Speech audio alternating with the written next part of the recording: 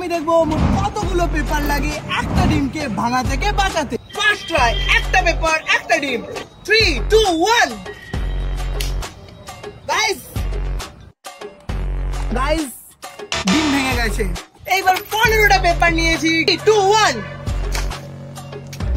Guys no, এইবারও success হলো না। এবার গাইস 30টা পেপার নিয়েছি। 3, 2, 1।